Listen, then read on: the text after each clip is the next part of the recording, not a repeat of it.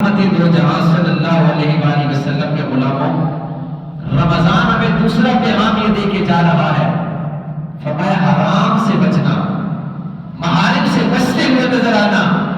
احباب زیبا دیکھنا، رمضان کا چاند طلوع ہوتا ہے، ہم سب روزہ رکھتے ہیں۔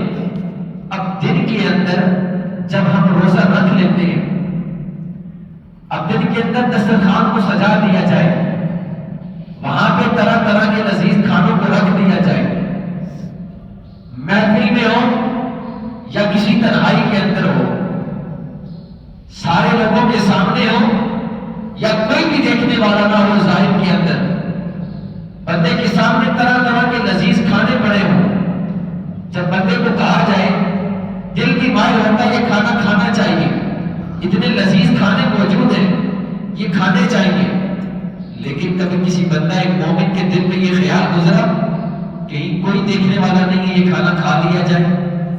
ایسا نہیں ہوتا۔ کیوں نہیں ہوتا؟ بندہ مومن کے ایمان یہ تقاضا کر رہا ہوتا ہے، اس کا دل یہ گواہی دے رہا ہوتا ہے، اس کا ایمان اس بات کی تصدیق کر رہا ہوتا ہے۔ کیا تصدیق کر رہا ہوتا ہے؟ نہ کوئی مجھے دنیا کے اندر دیکھنے والا ہے، میں تنہائی کے اندر موجود ہوں اور یہ طرح طرح کے لذیذ کھانے بھی میرے سامنے پڑے ہیں، لیکن اس کا دل اس بات کی تصدیق کر رہا ہوتا ہے، اس بات کی گواہی دے رہا ہوتا ہے۔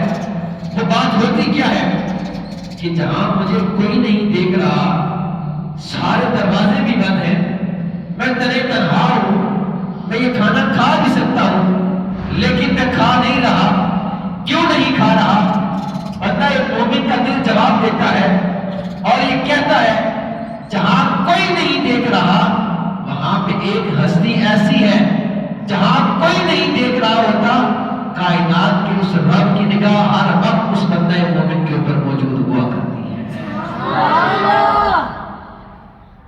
ابھی رزق جو انسان کے لیے حلال ہے، کھانا تو اس کے لیے حلال ہے، بندہ اس سے اجتناب کر رہا ہوتا ہے، اس کا ایمان اس بات کی تصدیق کر رہا ہوتا ہے، اس کا دل یہ گواہی دے رہا ہوتا ہے کہ جہاں مجھے کوئی نہیں دیکھ رہا، کائنات کا رب مجھے وہاں بھی دیکھ رہا ہے۔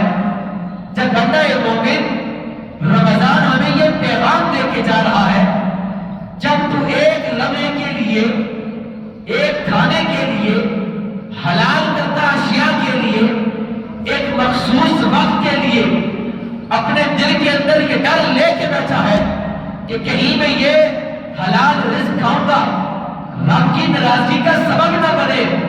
بندہ مومن کبھی اپنے ایمان پہ غور کر، اپنے اعمال پہ غور کر، جب تو رب کا ڈر اس قدر رمضان کے اندر رکھ سکتا ہے، حلال کرتا اشیاء کو اپنے منہ کے اندر نہیں لے جا سکتا، پھر غیر رمضان کے اندر پھر تجھے کیا ہو جاتا ہے؟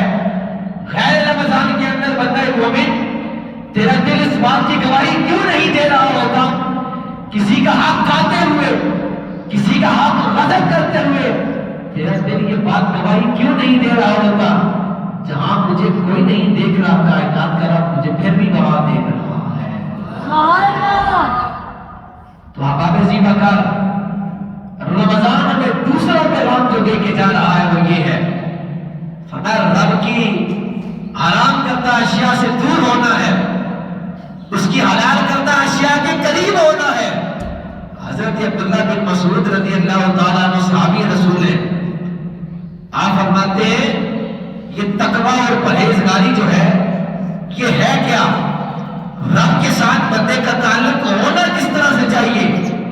آپ فرماتے ہیں رب کے ساتھ بندے کا تعلق اس طرح سے ہونا چاہیے، جب بندہ رب کے ساتھ یاری لگا لینا، رب جس بات کی طرف حکم دے دے، رب کی رضا جس بات کی طرف آ جائے، فرمایا بندہ مومن پھر دنیا دو ہو جائے، کبھی پیچھے مڑ کے نہ دیکھنا، ہمیشہ رب کے حکم پہ عمل کرتے ہوئے نظر آنا۔